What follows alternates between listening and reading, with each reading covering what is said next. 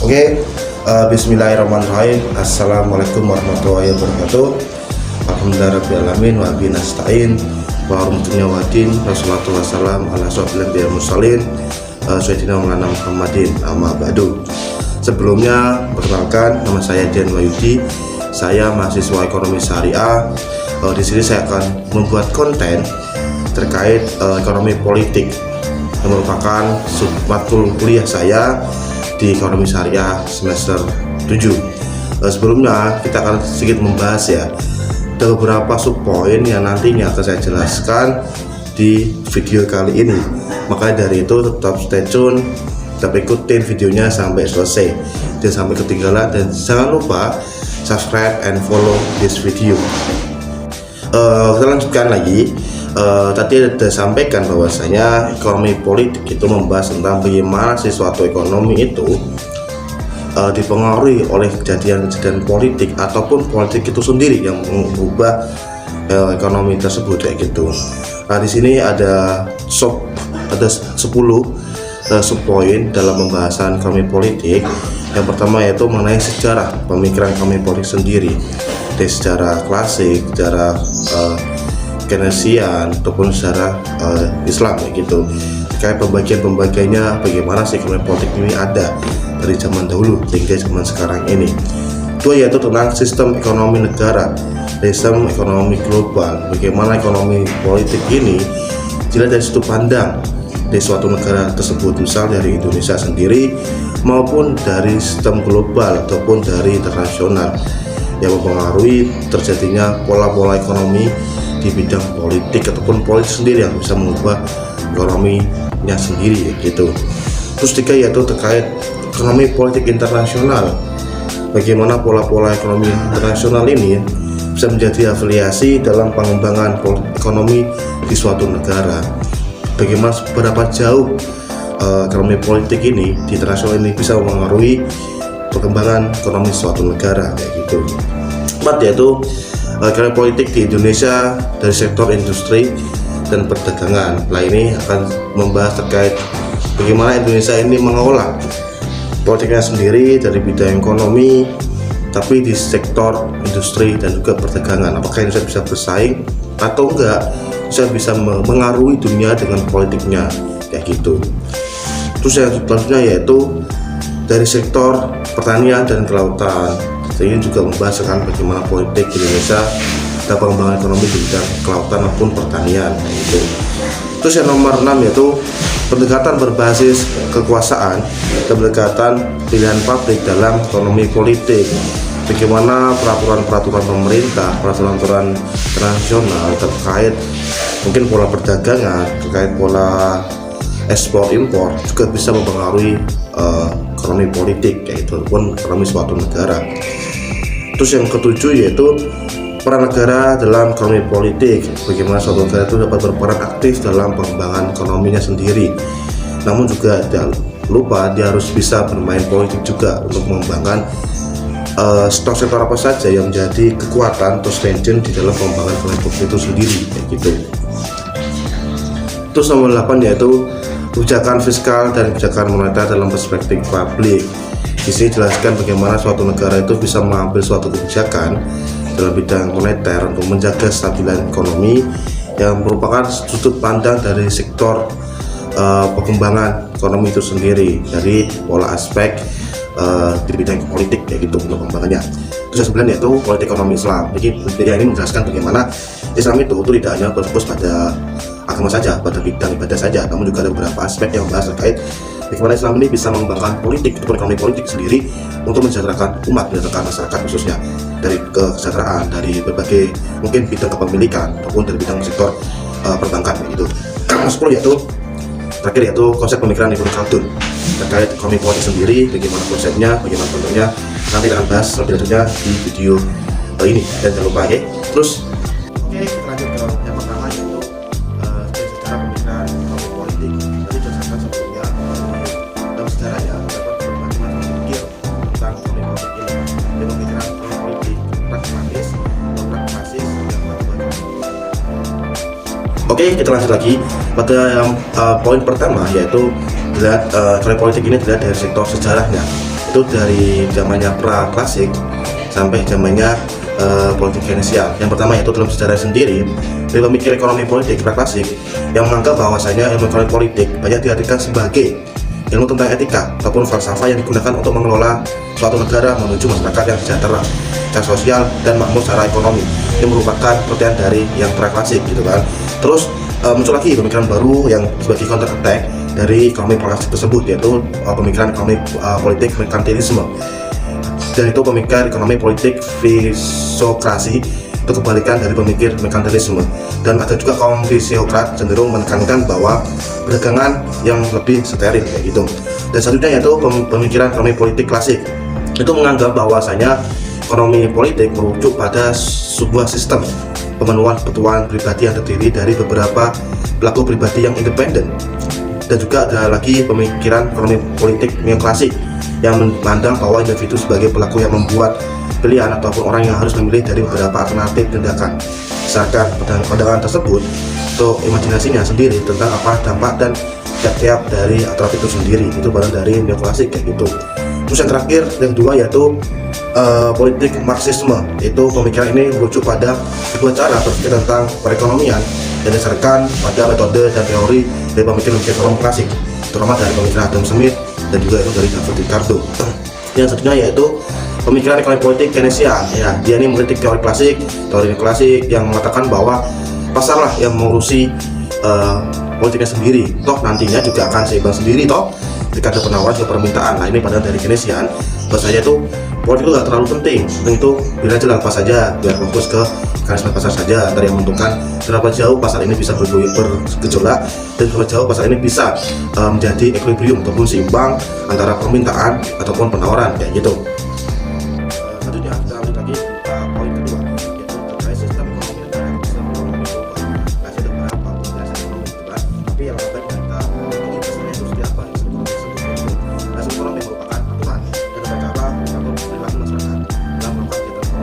Bisa dapat beberapa bagian, yaitu sistem ekonomi kapitalisme, yaitu dalam sistem ini misalkan diberi kebebasan dalam melakukan kegiatan ekonomi. Jadi pemerintah tidak akan ikut campur dalam pasaran dalam melakukan usaha ekonomi.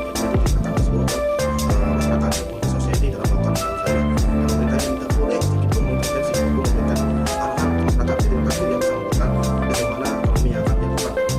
Ini merupakan dari Adam Smith yang merupakan kata-kata ataupun merupakan sedikit kesan dari tersebut terkait apa yang dilakukan oleh negara tersebut ataupun kerajaan tersebut, karena dia terlalu fokus ke pemerintahan. Selanjutnya yaitu pada poin kedua, ya terkait sistem ekonomi negara dan sistem ekonomi global. Jadi ada beberapa pengertian dari sistem ekonomi, itu ada beberapa juga pendapat terkait sistem ekonomi. Tapi sebelum itu saya coba sedikit mencari dasarnya itu ya. Terus sistem ekonomi merupakan suatu aturan ataupun tata cara yang mengatur perilaku masyarakat dalam melakukan kegiatan ekonomi. Akhirnya ada juga pandangan menurut Adam Smith, yaitu tentang ekonomi kapitalisme. Dalam ekonomi kapitalisme ini masyarakat diberi kebebasan sebebas-bebasnya dalam melakukan kegiatan ekonomi. Jadi pemerintah tidak akan ikut campur ataupun intervensi dalam usaha yang dilakukan oleh masyarakat. Jadi masyarakat itu bebas dalam melakukan usahanya tanpa ada arahan ataupun intervensi dari pihak manapun. Dan yang diharapkan dari ekonomi politik dari ekonomi kapitalisme ini, masyarakat akan menjadi orang yang bisa sejahtera sendiri bagi dirinya sendiri, karena dia memiliki berbagai macam kegiatan ekonomi yang tidak akan diintervensi oleh pihak pemerintah ataupun pihak negara gitu. Namun di sini juga ada beberapa kelebihan dan juga kekurangan, terutama yaitu mendorong pertumbuhan ekonomi. Tentunya dua, memberikan kesempatan untuk individu ataupun masyarakat untuk mempunyai pendapatan sendiri. Juga sangat menghargai kerja keras, karena setiap individu memberikan hak kebebasan bagi mereka untuk mencari keuntungan sendiri ataupun mensejahterakan diri sendiri gitu. Namun lagi-lagi dari berbagai kelebihan itu pastinya ada beberapa kekurangan yang melekat pada sistem kapitalis ini. Ini ada 3 poin. Yang pertama yaitu persaingan yang ketat dan juga sengit. Kadang ada terjadi tumpang tindih antara satu orang dan orang lain, karena saling mencari kekuasaan di suatu tempat tersebut kayak gitu. Dua, yaitu kesenjangan sosial yang semakin besar, karena orang A dan orang B akan berbeda dalam pengolahan usahanya. Misalnya sama pun, bisa ada beberapa orang yang akan tertindas di situ, jadi tidak akan sama. Yaitu keuntungan adalah tujuan utama, jadi cuma fokus ke keuntungan ataupun fokus ke bagaimana mendapatkan banyak uang tanpa memperhatikan hak dan kewajiban ke orang lain. Terus di sistem ini ada beberapa ilmuwan, itu dari Max Weber itu ya, sebagai bentuk protes ataupun counter attack dari penyampaian ekonomi dari Adam Smith, yaitu dia mengungkapkan terkait sistem ekonomi sosialisme, yaitu merupakan sistem ekonomi yang diatur ataupun dikuasai oleh negara. Dalam sistem ini perekonomian sepenuhnya jadi tanggung jawab suatu negara atau pemerintahan pusat. Lain itu semua masyarakat tidak boleh memiliki kegiatan usahanya sendiri. Mereka harus patuh dan tunduk kepada pemerintahan pusat atau pemerintahan suatu negara. Ini yang menjadi fokus dalam pengembangan ekonomi sosialis ini. Nah, proses ini itu dianut oleh negara Korea Utara kayak gitu. Dan di sini ada beberapa kelebihan tentunya, yaitu para pekerja tidak mengalami eksploitasi karena pemerintah yang mengatur bagaimana suatu SDM negara untuk digunakan semaksimal mungkin, tapi tidak mengurangi hak dan kewajiban.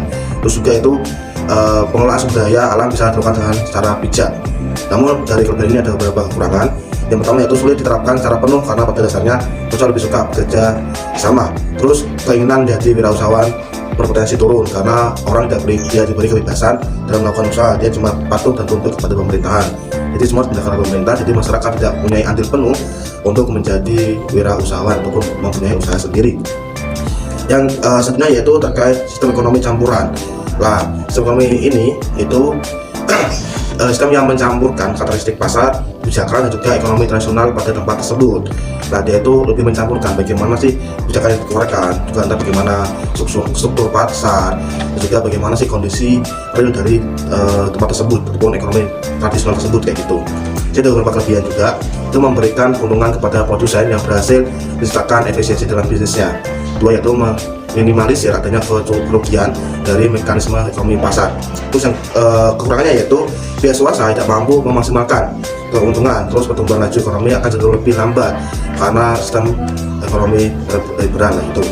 Jadi dari tiga tadi, kemudian sistem ekonomi dari kapitalisme, sosialisme, dan juga campuran, bisa ditarik benang merah antara sistem ekonomi dan politik ekonomi.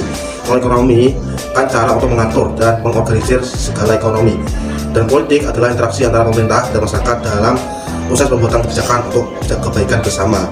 Jadi itu politik itu lebih fokus ke bagaimana kebijakan dikeluarkan oleh pemerintah, sedangkan ekonomi itu pola kegiatannya kayak gitu. Jadi dapat disebutkan bahwasanya sistem ekonomi politik adalah bagaimana pemerintahan dapat memberikan peraturan hukum kebijakan tentang ekonomi yang dapat mensejahterakan masyarakat, itu intinya. Terus lanjut ke ekonomi politik internasional. Ekonomi politik internasional merupakan interaksi timbal balik dan dinamis antara upaya pengerjaan kekuasaan dan kekayaan dalam hubungan internasional. Tujuannya adalah untuk memahami sejauh mana sistem interaksi ekonomi dan efek yang dimiliki interaksi ekonomi terhadap struktur politik. Sini ada tiga pendapat tiga pendekatan dalam politik ekonomi ini, yaitu teori merkantilisme atau nasionalis. Itu negara memiliki peran utama dalam perdagangan internasional. Teori ini lebih mengutamakan politik daripada ekonomi. Dia lebih mementingkan suatu kebijakan yang dipentingkan oleh negara daripada mementingkan ekonominya itu sendiri, yaitu. Terus kedua yaitu teori liberalisme ekonomi dari pemikiran aliran klasik yang menganggap bahwa perekonomian pasar adalah wilayah otonomi masyarakat yang berjalan dengan mekanisme ataupun hukumnya sendiri. Jadi dia diserahkan kepada mekanisme pasar dan nantinya akan ada penawaran juga permintaan yang akan seimbang dalam bentuk sumbu equilibrium kayak gitu. Terus yang ketiga yaitu teori Marxisme memandang ekonomi internasional bersifat eksploitatif dan menimbulkan perbedaan kelas sosial dan sepakat dengan merkantilisme, namun Marxisme lebih mengutamakan perekonomian kepada politik. Ini merupakan counterpart dari merkantilisme. Dia merupakan sedikit diskursus pengetahuan, dia tuh lebih fokus ke bidang ekonomi. Kata tadi kalau merkantilisme itu lebih fokus ke bidang politiknya, dan Marxisme ini berbeda, fokus ke bidang ekonominya gitu. Untuk melancarkan proses kerjasama ekonomi politik internasional, maka beberapa negara melakukan ekspansi global, yaitu salah satunya dengan jalan suatu negara untuk memperluas jangkauan dalam melakukan kegiatan ekonomi politik internasional. Dengan cara apa? Membuat MOU dengan perusahaan A dan B atau C, buat kerjasama, membuat proyek bareng, atau merupakan ekspansi suatu negara itu untuk bisa mengeksplor barang-barang yang ada di suatu negara ke negara lain. Tujuannya apa? Untuk mensejahterakan masyarakat tentunya. Terus ada tiga kerjasama ekonomi internasional yang bisa diikuti oleh beberapa negara yang diatur oleh IMF, itu International Monetary Fund, itu World Bank, World Trade Organization atau WTO. Itu merupakan organisasi internasional yang mengatur tentang bagaimana hubungan ekonomi politik di lingkup internasional kayak gitu. Selanjutnya yaitu terkait ekonomi politik di Indonesia. Tadi kita membahas tentang ekonomi internasional, kita membahas tentang sejarahnya. Terus bagaimana dong dengan ekonomi Indonesia? Kayak gitu kan. Sini ada beberapa sektor dalam ekonomi politik di Indonesia, yaitu satu, ekonomi politik industri. Industrialisasi ialah suatu proses interaksi antara perkembangan teknologi, inovasi, spesialisasi, dan perdagangan dunia atau muafiq ila komentorik. Assalamualaikum warahmatullahi wabarakatuh. Salam mahasiswa, hidup mahasiswa. Bye bye.